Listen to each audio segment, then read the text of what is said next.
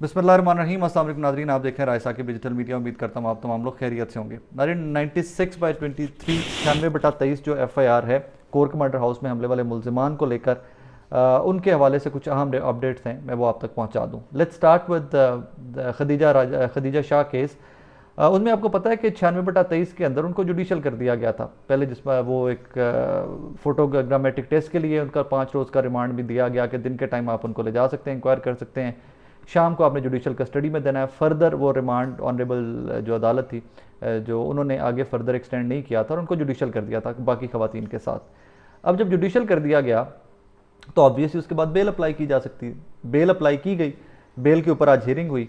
Bell को के ऊपर तो फैसला महफूज कर लिया गया। समीर खोसा साहब वकील हैं जो खदीजा शाह साहिबा के, वो पेश हुए और उसके ऊपर फैसला महफूज कर लिया गया। यहाँ पर 2-3 चीज़ें भूलिएगा मत कि खदीजा शाह साहिबा वाला केस बहुत हाई प्रोफाइल केस बन गया हुआ है, सिंस उसमें अमेरिकन कॉन्सुलेट जो है वो भी इन्वॉल्व हो गया हुआ है। खदीजा शाह साहिबा अमेरिकन शहरी हैं, तो इसकी वजह से अमेरिकन एम्बेसी जो है पाकिस्तान के अंदर, उनके कुछ अरकान जो हैं उनकी खदीजा शाह साहिबा से मुलाकात भी हुई जेल में जाकर। सो ये एक ज़्यादा हाई प्रोफाइल केस है कि उसके अंदर अब अमेरिकन एम्बेसी भी इन्वॉल्व हो चुकी है। लेकिन सो फार उनके साथ बिल्कुल वही सलूक रवा रखा जा रहा है जो बाकी कैदियों के साथ रखा जा रहा है।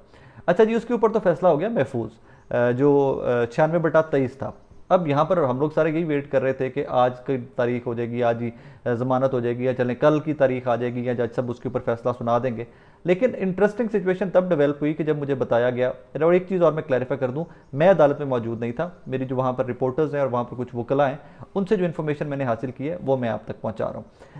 फर्दर मुझे तब शौक लगा कि जब मुझे बताया गया जी कि खदीजा शाह साहिबा को उस केस के अंदर फैसला महफूज कर लिया गया है, और फर्दर जो नेक्स्ट केस है जो Askari tower, liberty round about के साथ अस्करी टावर को जो जलाया गया था, उस केस में भी नामजद कर दिया गया और उसके ऊपर उसका जो प्रोसिक्यूशन है उसने उनका जिस्मानी रिमांड मांग लिया। तो जज साहब ने जो सवाल जवाब वहाँ पे किए वो बड़े इंटरेस्टिंग है। उन्होंने कहा जी इनको उसमें कैसे नॉमिनेट कर रहे हैं। उन्होंने कहा जी हमें इन्फॉर्मेशन मिली है कि एक ऑडियो मैसेज सर्कुलेट कर रहा है, उसमें इन्फॉर्मेशन ये आती है कि ये वहाँ पर मौजूद थी। कितने बजे मौजूद थी ये वहाँ पर?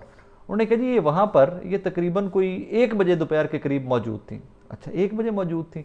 तो जज साहब ने कहा जो FIR हुई है अस्करी टावर की वो तो रात 11 बजे की हुई है। उन्होंने कहा जी हमें इंक्वायरी करनी है कि इनकी कोई ना कोई इन्वॉल्वमेंट वहाँ पर। उन्होंने कहा अल्लाह के बंदे, 1 बजे अगर ये मौजूद थी भी और अगर कोई ऑडियो मैसेज है भी तो वो 1 बजे के करीब कहना कि ये 1 अगर थी भी तो उसके बाद रात 11 बजे की FIR है। या तो तुमने जब FIR दी है तो उस FIR का सीक्वेंस बना के लाओ कि तुम लोग सुबह 1 बजे से लेकर दोपहर से लेकर रात 11 बजे तक ये कार्रवाई चलती रही है, तो फिर आप लोग मेरे से जिस्मानी रिमांड इसका मांग भी लो। तुम कह रहे हो कि ये 1 बजे के करीब या 2 बजे के करीब वहाँ पर गुलबर्ग में थी, अस्करी टावर के आसपास या लिबर्टी गोल चक्कर के आसपास थी। 11 बजे की रात की FIR तुम लोगों ने अस्करी टावर वाली दी हुई है। सो ये कैसे कोरिलेशन बना रहे हो इसका? बहरहाल उसके ऊपर प्रोसिक्यूशन ने कहा जी हमने इनकी गाड़ी रिकवर करनी है, हमने इनका मोबाइल फ़ोन रिकवर करना है, हमें खुदारा जिस्मानी रिमांड दे दें। तो जज साहब ने कहा जी कि कोई जिस्मानी रिमांड नहीं है इस FIR के अंदर भी जिसमें आपने नामजद किया है खदीजा शाह को, इसमें इनका जुडिशल मतलब अब अलग से एक और ज़मानत के लिए अप्लाई करना पड़ेगा खदीजा शाह साहिबा की।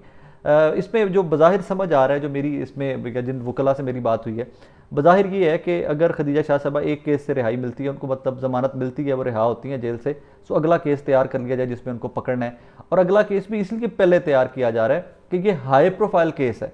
अगर ये एवरेज वर्कर होती हैं कि जिनके अंदर कोई अमेरिकन एम्बेसी या बहुत हाई, इसको मीडिया हाइप ना मिली होती इस केस को, तो ये कोई भी केस ना होता इनके ऊपर, तो इनको उठाकर फिर गिरफ्तार करके दोबारा जेल में डाल दिया जाता और फिर नामालूम किसी FIR के अंदर इनको नामजद कर दिया जाता जी ना, क्योंकि हर FIR के अंदर सैकड़ों नामालूम रखे गए हैं, तो किसी एक FIR के अंदर दोबारा इनको नामजद कर दिया जाता और ये केस चल सो चल होता। उसकी मिसाल आप वो ले लीजिए कि जो इमरान खान साहब के घर के बाहर हुआ है कि जो लोग उनसे जेल से रिहा हुए हैं, इमरान खान साहब से मुलाकात करने आए हैं, मुलाकात करके निकले हैं, तो जे पुलिस ने फिर पकड़ कर उठा लिया।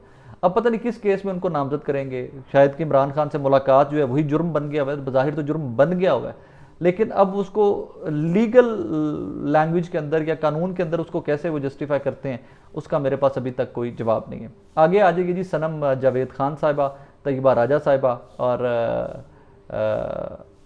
आलिया हमजा साहिबा, सबूई डॉक्टर सबूई साहिबा, ये तमाम लोग जो हैं, बाकी खवातीन जो हैं, इनके केसेस के भी दलाइल मुकम्मल हो चुके हुए थे, इनके ऊपर फैसला महफूज कर लिया गया। अभी तक जब मैं आपसे मुखातिब हूँ, मैंने 1-2 रिपोर्टर्स को रिक्वेस्ट की कि मुझे फैसला महफूज करने के बाद रीडर से डेट पूछ के बता दें कि फ़ैसला कब तक आएगा। तो अभी ऐसा कोई कंफर्म डेट का पता नहीं चल रहा, रीडर फ़ोन नहीं उठा रहा जज साहब का, लिहाजा जो भी इंफॉर्मेशन मिलनी है कहीं से या जो भी रेलेवेंट लोग हैं उनसे रब्ता नहीं हो पा रहा, लिहाजा कोई इन्फॉर्मेशन नहीं है सच आ पा रही इसमें आके, क्योंकि यही लीगल फोरम्स होते हैं जहाँ से अपने फैसले की कॉपी वकला ने लेनी है, रिपोर्टर्स ने इन्फॉर्मेशन लेनी है। सो अभी तक कोई फैसला नहीं आ पा रहा, लेकिन उनका ज़मानतों वाला फैसला जो है महफूज हो गया हुआ है। इसमें काफ़ी सारे लोग और भी हैं जिनके दलाइल मुकम्मल हो चुके हैं, बाकी मर्द हज़रात भी तो काफ़ी ज़्यादा है ना इस एफआईआर के अंदर। तो कुछ की ज़मानतों के ऊपर ज़मानतें दायर हो चुकी हैं, कुछ की ज़मानतों के ऊपर दलाइल मुकम्मल कर लिए गए हैं और कुछ के ऊपर दलाइल भी रहते हैं। इसके ऊपर जज साहब ने कहा जी कि भुट्टर साहब ने कहा जी कि इसके ऊपर रोज़ाना की बुनियाद के ऊपर इसके ऊपर समाअत होगी इन केसेस की, और कोशिश करेंगे जितनी जल्दी इनको निपटाया जा सके ज़मानतों वाले केसेस को। कुछ लोगों की ज़मानतें रहती हैं तो उनके ऊपर भी जज साहब ने कहा कि कोशिश करें कि आप एज सुन एज पॉसिबल ज़मानतें दायर कर दें इनके ऊपर, ताकि मैंने इनके ऊपर इकट्ठा फैसला देना है इस ज़मानतों के ऊपर, तो जल्दी से जल्दी कोशिश करें कि कंपाइल की जाए। सो मेरी जो इन्फॉर्मेशन है, जो वकला ने बताया मुझे कि सबकी ज़मानतें ऑलमोस्ट रेडी अप्लाई हो जाएंगी इन अ डे और टू, और जब रोज़ाना की बुनियाद के ऊपर समातें होंगी तो फिर बहुत जल्दी केस निपटा भी लिया जाएगा। फिर तमाम जो समात है और जो तमाम दलाइल हैं जो मुल्ज़िमान हैं इसके अंदर, उनकी तरफ से मुकम्मल कर लिए जाएंगे।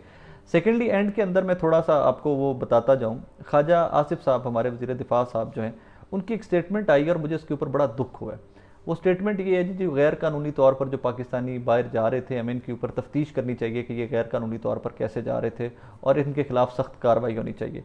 वो हजूर वाला हुकूमत आपकी है, आप इत्तेहादी हैं, वज़ीर आज़म आपकी जमात का है, बाकी जमातों को आपने इकट्ठा किया हुआ, पूरे मुल्क की सियासी जमातें आप लोग एक प्लेटफॉर्म के ऊपर है, एक वाहिद इमरान खान और पाकिस्तान तहरीक इंसाफ है जो आपके खिलाफ खड़ी हुई है। तो इस टाइम के ऊपर आपको इस तरह के बयान नहीं देने चाहिए। आपको ख्वाजा साहब स्टेप अप करके आपको हमें इन्फॉर्म करना चाहिए कि जनाब ये बंदा भी पकड़ लिया है, हमने इसके साथ ये करेंगे, ये बंदा भी पकड़ लिया है, कानून के साथ ये कार्रवाई, कानूनी कार्रवाई की जाएगी। और सर आपकी हुकूमत है, आपने हमें अपडेट करना है, आपने हमें बताना है। आप हमें इसमें ये मत कीजिए कि जी कानूनी कार्रवाई की जाएगी और करनी चाहिए, आप हमें अपडेट करें।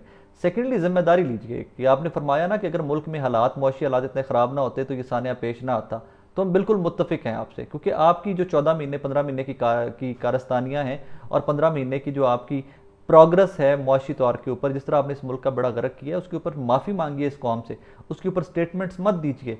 इसी तरह जिस तरह आपने रिसेंटली स्टेटमेंट दी थी ओवरसीज़ पाकिस्तानियों के बारे में और फिर आप बाद में सारी जमात आपकी उसको क्लैरिफाई करती फिरी, इसी तरह आपका भी ये हाल है मेरे भाई कि आप इसके ऊपर शर्मिंदा हों कि आपके दौरे इक़्तिदार के अंदर इतनी बड़ी तादाद पाकिस्तानियों की पाकिस्तान से बाहर जा रही है। यानी कि आपने इतना डार्क फ्यूचर कर दिया इस मुल्क की यूथ का, आप लोगों ने सब ने इकट्ठे होकर इतना वो गैर मुस्तहकम कर दिया मुल्क को कि हर बंदा इस मुल्क को छोड़ के जाना चाहता है और इस कॉस्ट पे जाना चाहता है कि अगर उनकी फैमिलीज़ की और उनकी जानें भी चली जाएं तो लोग फिर भी वो रिस्क लेने को तैयार हैं। इसके ऊपर आप लोगों को दोबारा से सोचना चाहिए। हमें स्टेटमेंट मत दीजिए, हमें आकर क्लैरिफिकेशन मत दीजिए, हमें सिर्फ ये बताइए कि हमने इतने एफआईए के ने इतने एजेंट पकड़ लिए हैं, इतनी रिकवरियाँ हुई हैं और ये इनको सख्त से सख्त सजाएँ मिलेंगी। हमें भाषण मत दीजिए, भाषण हम बहुत देर पहले के सुनते हैं। हमें नाज़रीन अपना बहुत सारा ख्याल रखिएगा, दुआ में याद रखिएगा। अल्लाह हाफ़िज़।